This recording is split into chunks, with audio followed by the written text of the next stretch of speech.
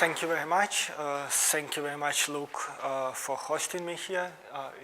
It's really nice to be here. One of the few places I enjoy being, even in the freezing rain. So this talk, I felt like I should talk about something substantial, and so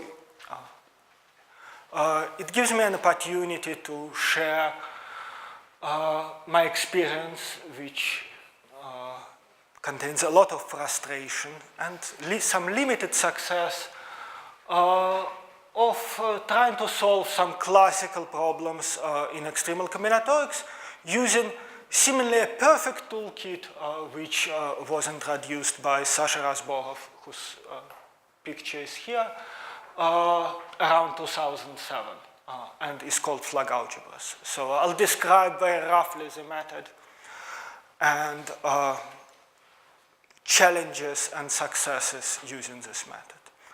So my own successes there were, are much fewer than I initially hoped for, but not for the lack of trying. So this talk is based on joint work with various joint results with various subsets of authors over roughly the last 10 years. So what type of problems are we interested in for this talk? What type of problems this toolkit applies to? Well, so these are very natural, extremal, discrete problems, not even necessarily in graph theory, although graph theory is a standard example. We have a large configuration of some type, and we want to understand its extremal properties. So in particular, what is the maximum number of occurrences of some small configurations within it. And more generally, for graphs, what are the relation between numbers of occurrences of different subgraphs in a graph? Okay, so what would be examples of this type of questions? Well, the first example one can think of is you take a large graph and you ask what is the maximum possible number of edges that it can have. But that's a silly question. You can join every pair of vertices, and then if the graph is simple, that's it. So you get n choose 2. But here is an important and classical theorem in the field, Turan's theorem. So suppose I restrict myself locally. So I don't allow myself to join, to pairwise join any t+1 vertices. Then it turns out that the best that I should do is divide all of my vertices into t groups and join any pair of vertices in different groups. Then the pigeonhole principle tells us that you don't have a complete subgraph on t+1 vertices, and a quick probabilistic count tells us that you have roughly t-1 over t proportion of edges, because if you sample to vertices at random, and that's kind of the point of view which I want to maintain for this talk, that I'm, instead of counting substructures, I randomly sample them. So if you sample to vertices at random in a graph where vertices are partitioned into t groups and vertices in different groups are joined, then probability of not getting an edge is exactly 1 over t. So we get that at least if we believe in the intuition, that sounds like the right result. And let me tell you about some open questions which are very classical and natural and still open. So one is conjecture of Turan. So what if you don't want to work just with graphs, you want to work with hypergraphs? What is the next natural case? Well, so you look at the maximum collection of triples that you can have without having all 4 possible triples on 4 vertices.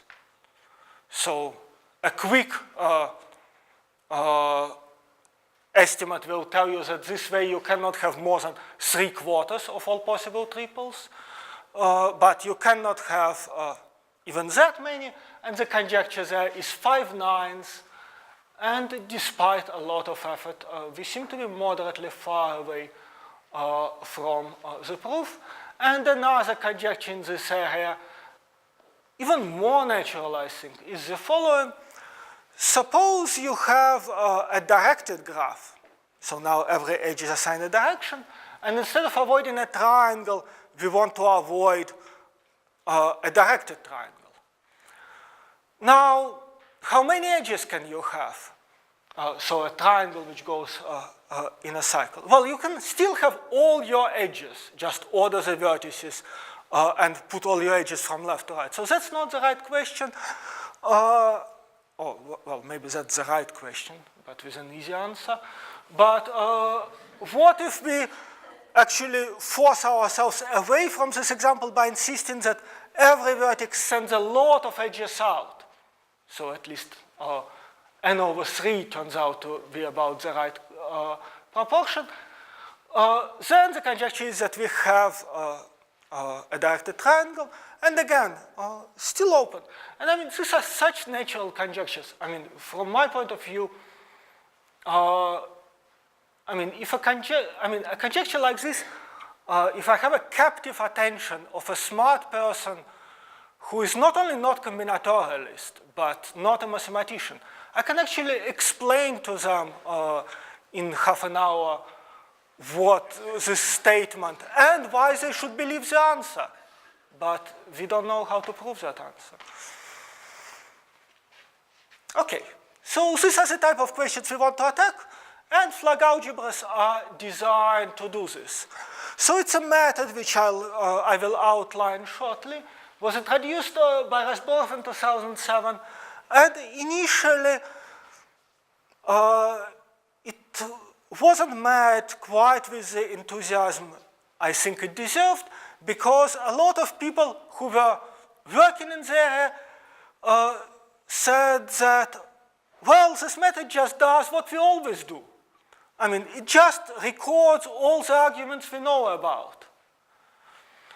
But the beauty of it is that it kind of clears the picture. It tells you exactly what type of arguments you know about in a very formal way. In particular, you can just tell your computer to search among these arguments for a possible solution. And it's strikingly effective.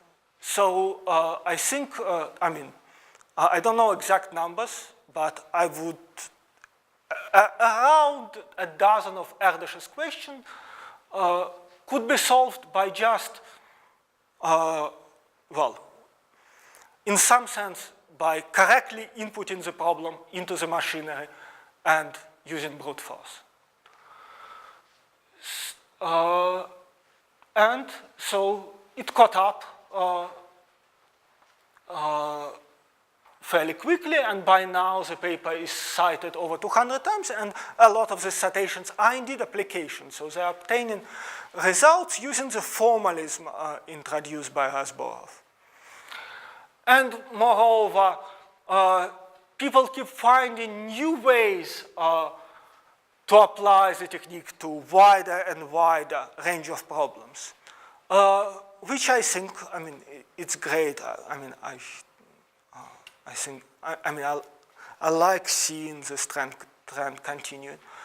On the other hand, the problems I just showed you a couple of slides ago, somehow the very central problems in there, I still resist the approach.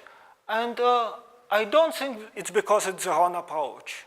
It's the hard problems, and we should try to find somehow new, subtler ways of perhaps applying these techniques. At least that's still my hope.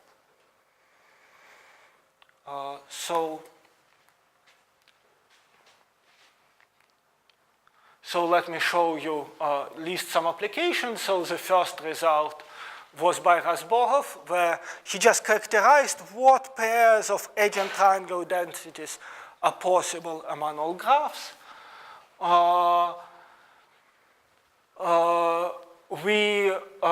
With Jan Hladky and Dan Kral, we applied the techniques to try to solve Caccetta-Haggkvist conjectures and somewhat improved the bounds. The year listed there is 2009. Paper appeared in 2017. It took a while to refer it. People, so wider and wider groups of authors kept applying it to various problems. Some of them are seemingly far removed from the typical setup that I introduced. In particular, Dan Kral, Mark and Sereny applied it fairly close to the beginning to certain problems in discrete geometry motivated by the work of Gromov. I mean, it really seems far removed. And so, anyway, a lot of applications. In fact, there's even a software package named Phlegmatic, which implements a lot of this flag algebraic technique so that, I mean, for some problems you don't even, I mean, need to program. You can just enter your question into this software and get the answer. Sometimes the perfect answer. And well, so this line of research has been going on for long enough that this particular software package already got replaced by something else. This page is down, but there is useful software. Okay, so let me now find, I mean, I try to advertise flag algebras, let me try to tell you what they are.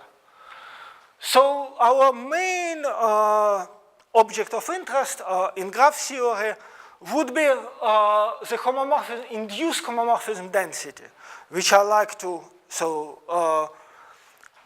to compute this way. So the density of a graph H, induced density in a graph G, is a probability that a random map, just uniformly random, from vertices of H to vertices of G, preserves both adjacencies and non-adjacencies. And here, let me have an assumption that the vertices, that the graph is loopless. So if I map two vertices to the same vertex, then the resulting the images are considered non-adjacent, even though they're the same. So let's check the intuition. So the density of edges in the graph KT is 1 minus 1 over T, using my convention. So that's what I already referred to when I tried to explain the counting, the density of the largest graph, not including KT plus 1. So why is that? Well, because 1 minus 1 over T is the probability that two vertices sampled at random would be distinct and therefore adjacent.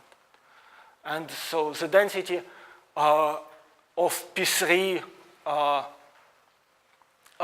in C4 is 1/4. So you can try to check if when you do it, it gives the same result, which would mean that, I mean, yeah, you understand this computation, or at the very least you are making the same computational mistakes as I do, or similar. Okay, so what kind of results I can state in this way? Well, so here is one theorem which probably one of the easiest stated in this way. Theorem of Goodman says that density of triangles in any graph is at least twice density of edges squared minus density of edges. Okay, so I mean it's some inequality. One thing about it is that, okay, so that's a polynomial inequality in these induced homomorphism densities. You can easily make it linear if you are okay with involving more complicated graphs, which is useful. So how do you do this? And that's kind of where algebra comes in for the first time. So if I want to express my density of edges squared, well, it's the same as sampling two vertices at random and getting an edge, sampling two other vertices at random and getting an edge. So it's the sum over all graphs on 4 vertices, so that 1 and 2 are adjacent and 3 and 4 are adjacent, of induced density of those graphs. So one can linearize these things. Okay, so we have Goodman theorem is an example of a linear inequality in graph homomorphism densities. Well, algebraic, which can be reduced to linear. So let's describe a general problem of this type. So suppose we have some real numbers and graphs. We want to know whether certain inequality in induced graph homomorphism densities is true for all graphs. And a way to sell it is to call a linear combination of graphs with real coefficients a quantum graph, which I think it's a name. It gets quickly deprecated. It's not a quantum graph in any meaningful sense. It's a it's a name which was originally used for the purpose. Let's look at a linear combination of graphs. Then you can think of one can linearly extend the definition of induced homomorphism density in a natural way. And so what we are interested in is which quantum graphs are non-negative. In a sense that for every target graph G, when you evaluate its homomorphism density, you get a non-negative number. Okay, and so here is the method. So now we will get more algebra and actually powerful enough tools to prove things. Unfortunately, we have to not just work with graphs, but partially labeled graphs. So partially labeled graphs is just a graph where certain vertices are assigned numbers. And the product of partially labeled graphs is going to be a partially labeled quantum graph, so a linear combination, where you glue together the labeled vertices, make unlabeled vertices separate, and make the edges between two unlabeled vertices of two graphs undefined. Why would you do this? So what is the meaning of this? That's essentially the same principle I used to describe what happens to a product of two edges in a graph.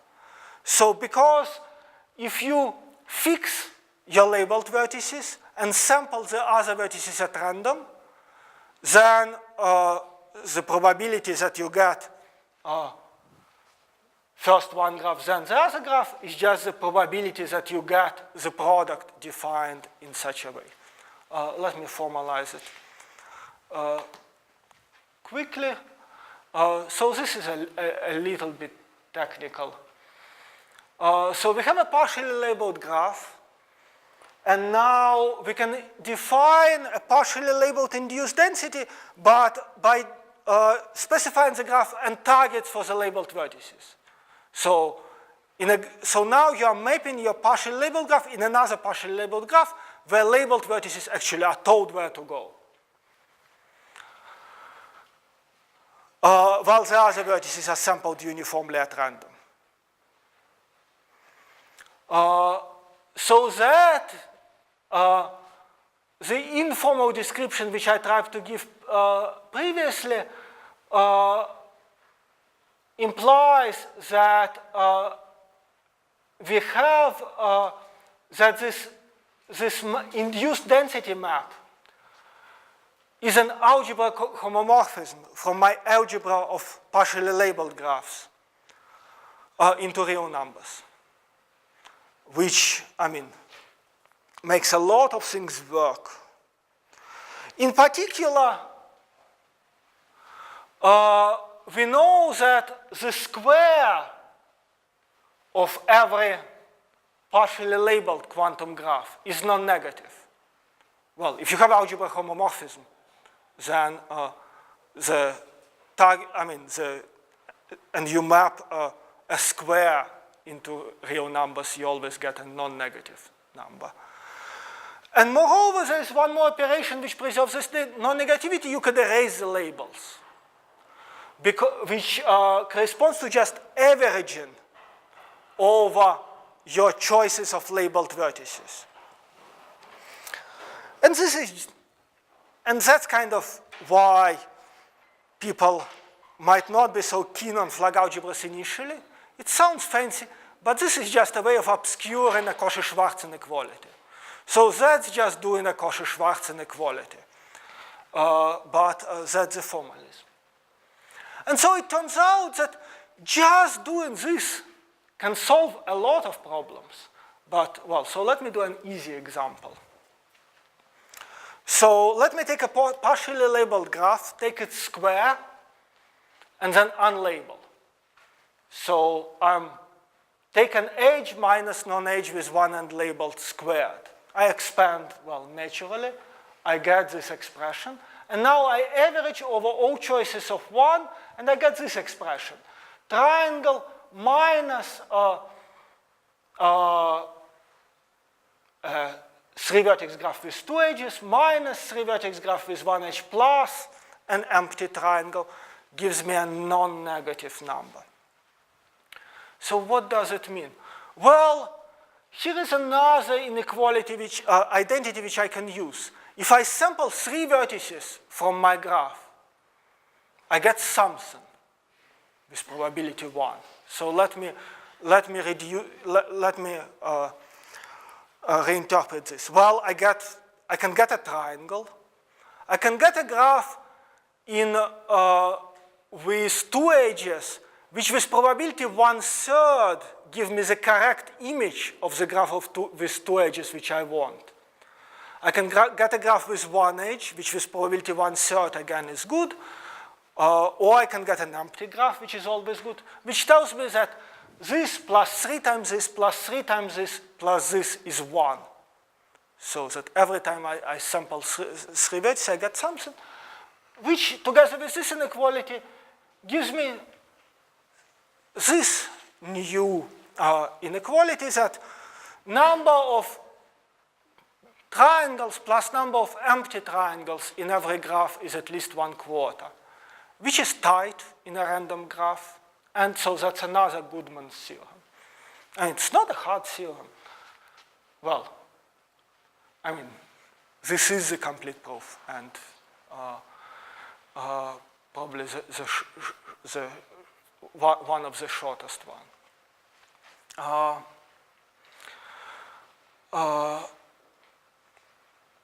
Okay, and so that's an example of application. So in general, that's what you would hope works.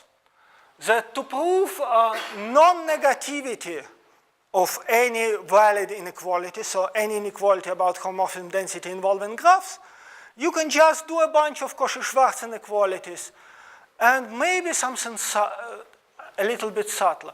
I mean, one motivating example here would be Artin's theorem about non-negativity of polynomials.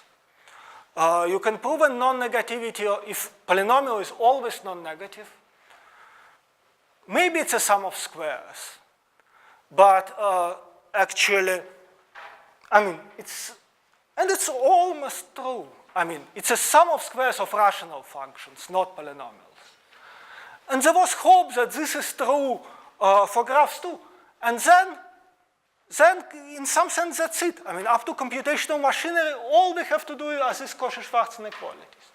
But, well, so some time ago, Hamid Khatami and I proved that things are not as, things are about as bad as they can possibly be. I mean, this is like an absolute worst scenario.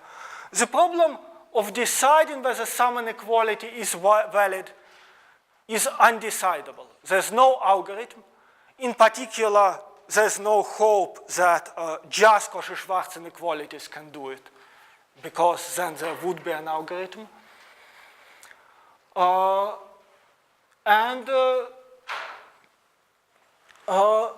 So that shows one limitation of Lag algebra, somehow explains in one way why this methodology does not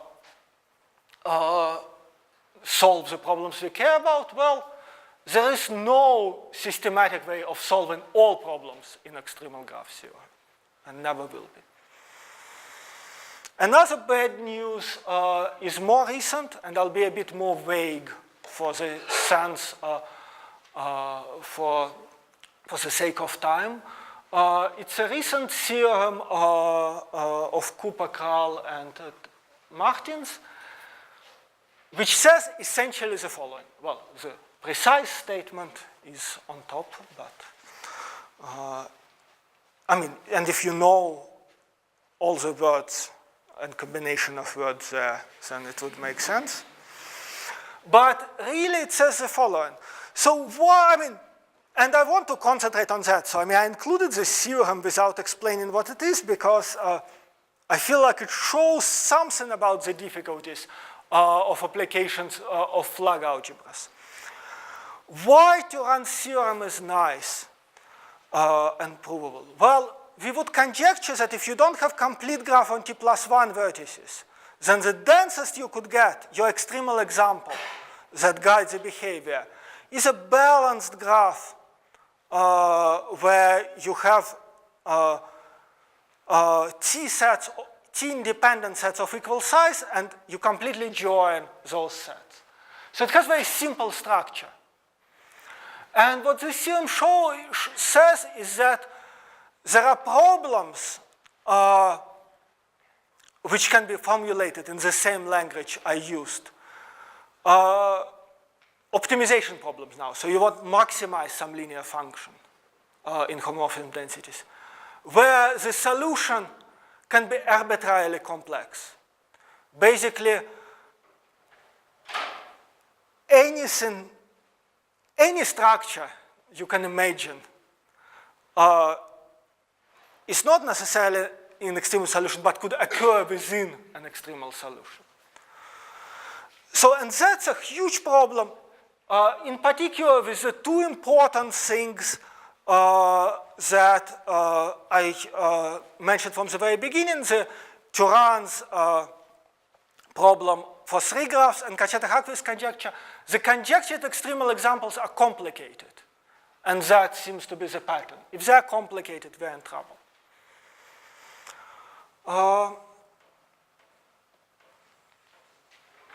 Okay.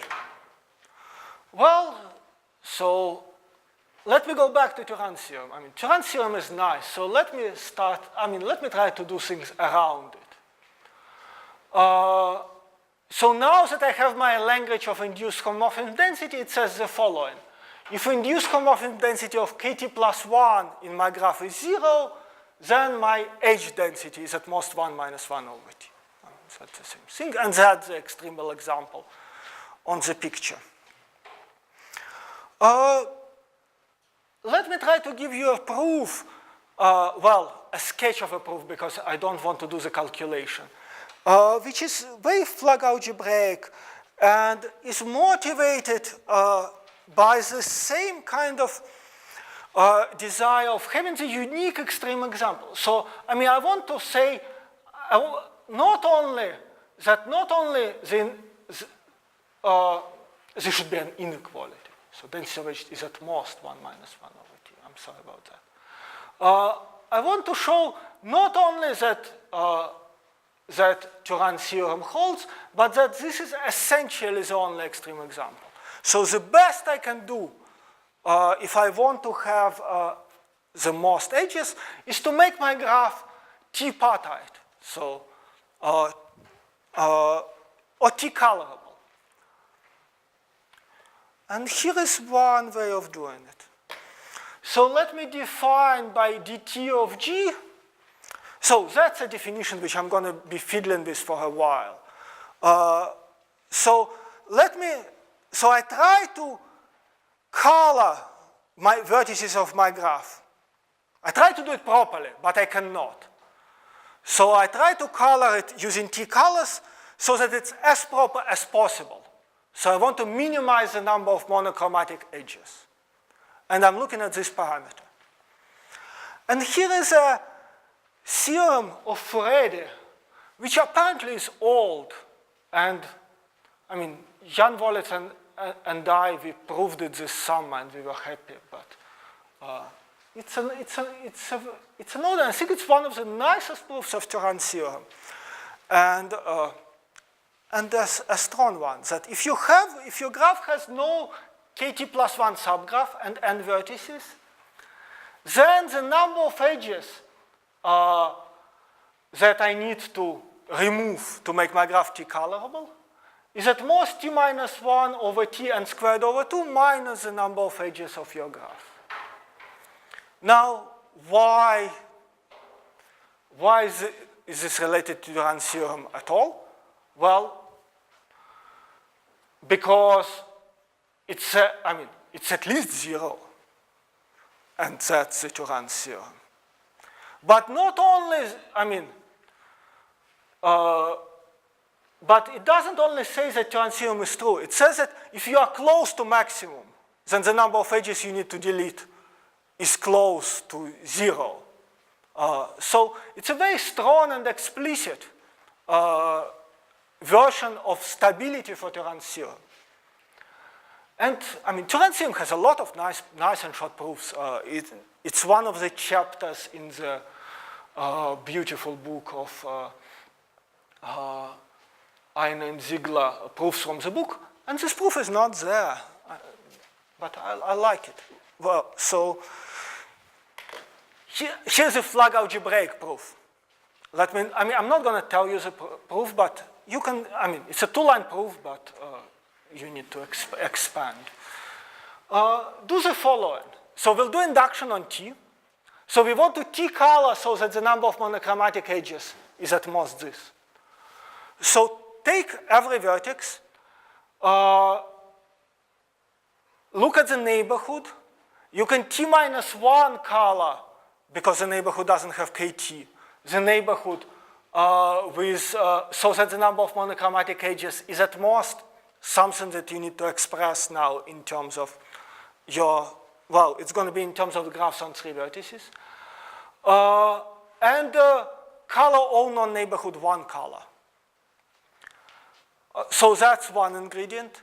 That will give you an inequality which says that your T coloring is good enough unless there is a certain inequality which holds for every one labeled graph on 3 quantum one for some one labeled graph on 3 vertices for some choice of a label. And then you use a Cauchy-Schwarz, right? Because Cauchy-Schwarz is what we do with flag algebras. And so the Cauchy-Schwarz here is T minus 2 times the number of vertices minus T minus 1 times NV, where NV is the size of the neighborhood of the vertex. So you use linear combination of these two inequalities and it gives you the result. Okay, so, well, one reason is why it's not in proofs from the book is because, it takes certain frame of mind to think of this as beautiful. But this is an argument which is can be cleanly written in flag algebras. Moreover, if you want to use flag algebras, there are very few things you can do because you understand extremal examples. And that's, again, why it's great to understand extremal examples. Essentially, if you restrict yourself to working with flags on at most 3 vertices, this is the only thing you can do. So this proof is very short of a very strong version of Turan's theorem, and it requires zero ingenuity, because these are the only things you can do to do it correctly on extreme examples. You do them and it works. Okay, well, so that's a proof of Turan's theorem. Is it tight?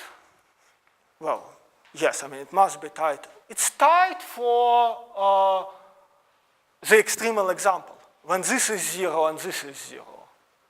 Is it ever again tight? Well, we conjecture no. And that seems technical, but I'll try to motivate later why is this conjecture meaningful. So let's try to prove not only the stable version of Turan's theorem, but the best possible version. In some sense, this is like computing a derivative, well, second derivative, I guess, at the extremum. We want to see, so we have this extremal number of vertices at the extremal example. We want to see how much, it's second derivative, right? Once we move from the extremal example, we lose in the objective function. And so the coefficient should be 4/5.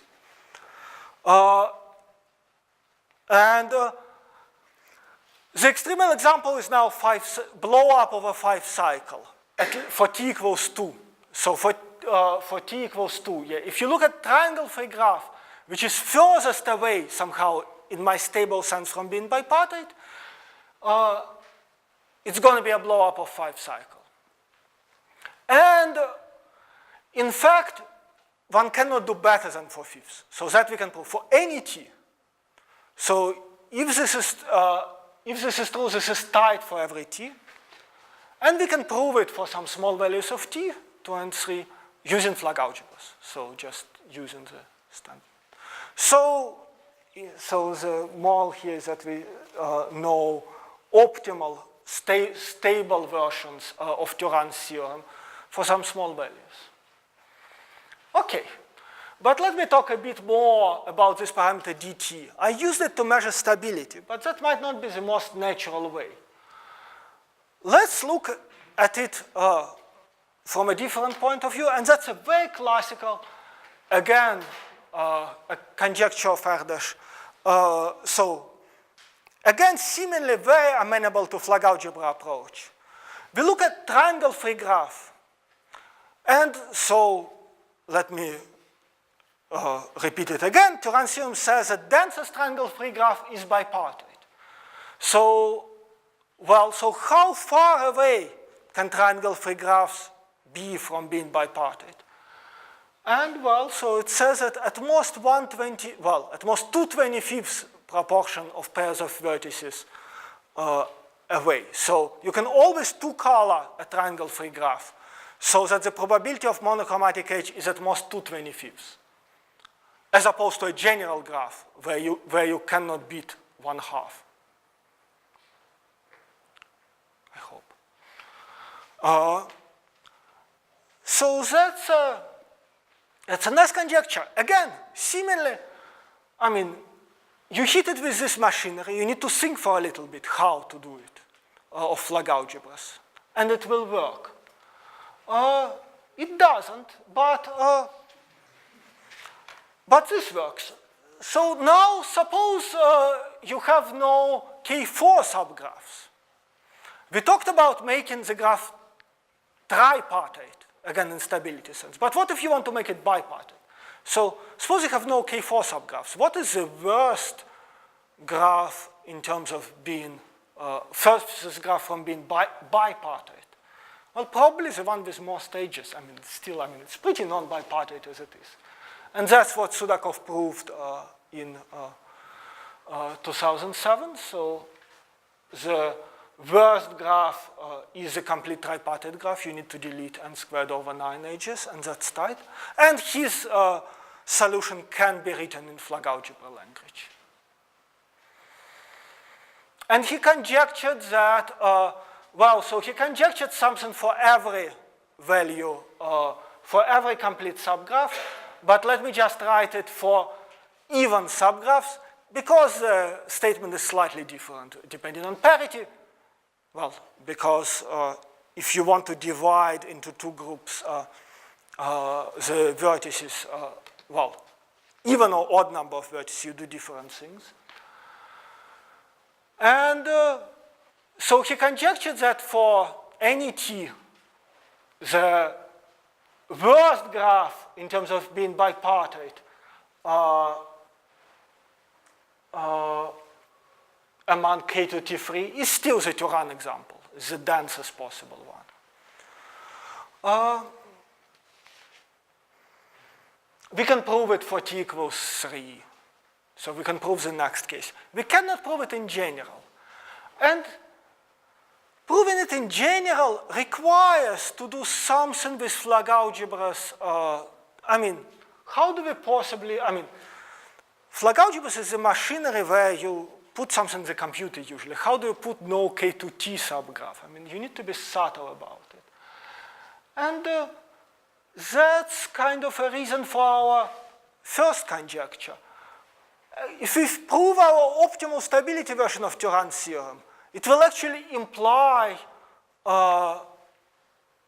Sudakov's conjecture for large enough t, for reasonable actually t.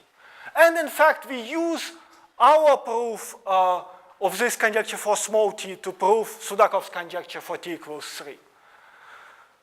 So I wanted to show you this line of inquiry in particular because, well, we're trying to invent new ways of applying flag algebras to expand the range. And that's one of the hopeful ways that doing something that, well, so in the spirit of stability, can imply, and which seems doable,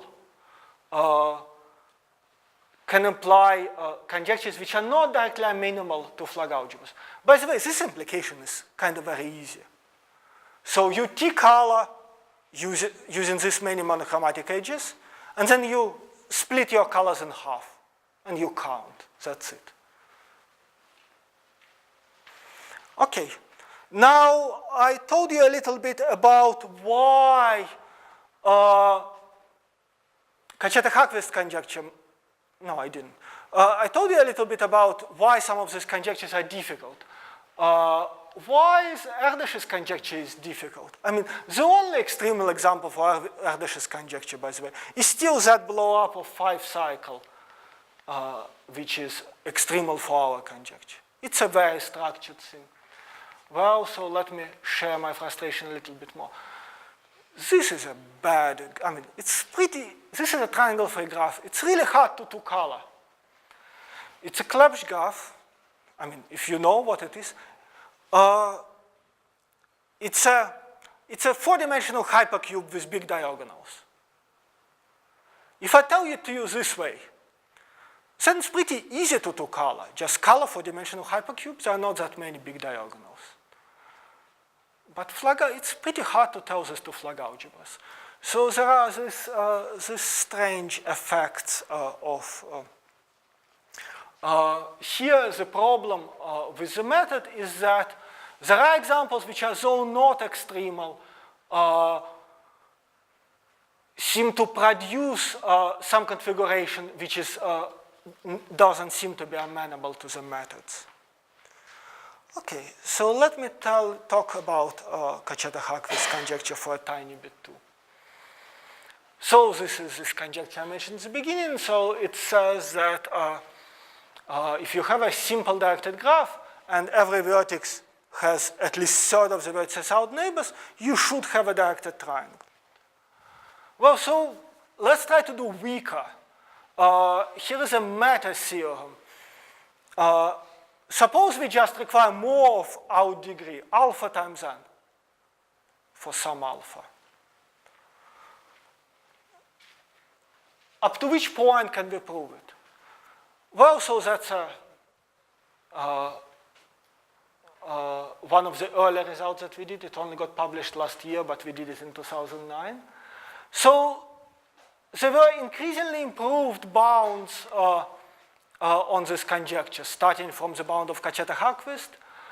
Bondi in 1997 used a collection of Cauchy-Schwarz inequalities, which is what one would do in Flag algebras. Shen used an ingenious induction to lower the bound quite a bit. Hamburger, Haxel, and Kostichka used some subtle induction result by Chudnovsky, Seymour, and Sullivan to improve it a tiny bit more. And then, well, so we got excited when we learned about Flag algebras almost 10 years ago.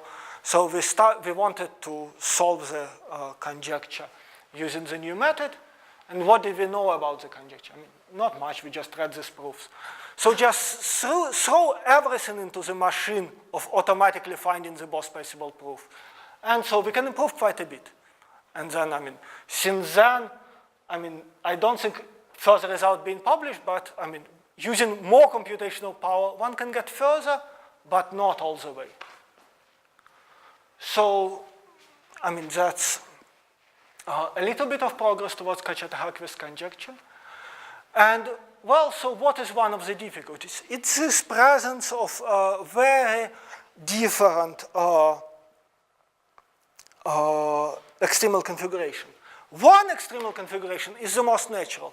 Take a circle and distribute your vertices uniformly on a circle. And everybody sends an edge almost 1/3 of the way forward. Then you cannot have directed triangle because you cannot quite circle the circle, but your out degree is about n/3. But here is another example. Take 4 groups of n/4 vertices. Everybody sends all the edges 1/4, well, to the next quarter of the circle. That doesn't have triangles.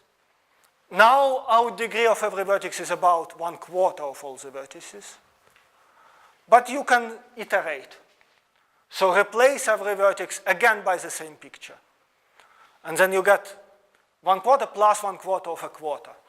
And you continue getting another extremal example. And you can combine any number of extremal examples. And that's the problem. Flag algebras are not very good at detecting that. Also, Razborov managed to prove the Caccetta-Haggkvist conjecture in a class of digraphs which includes all extremal examples, which, goes against my point that, the variety of extremal examples makes the problem difficult. Here's another neat problem I want to show you, because it makes Caccetta-Haggkvist a bit matroidal, which is a weird thing, doesn't it? So here is a conjecture. Suppose we have a graph on n vertices, and edges are colored with n colors somehow, so that there are at least n/3 edges of each color. Then you want to have a rainbow triangle. How many of you see why this implies Caccetta-Haggkvist? So just look at your directed graph and color all outgoing edges from every vertex the color of this vertex. Then you have these conditions. And the rainbow triangle, well, if your triangle is not the cyclic triangle, then it's not rainbow. It has 2 edges from the same vertex. Well, so it's at least as hard, and I'm not sure it makes it easier to prove, but it makes it possible to formulate. I mean, now if you are into it, and I know some people here are, you can get rid of vertices. You can, I don't know how, but you can try. And also, it gets me to the next conjecture, which I want to mention because we can do something there. Suppose now you only want a non-monochromatic triangle. That should be easier. Okay, sorry, there's a misprint here. Suppose you have a graph on n vertices, and edges are colored in k colors.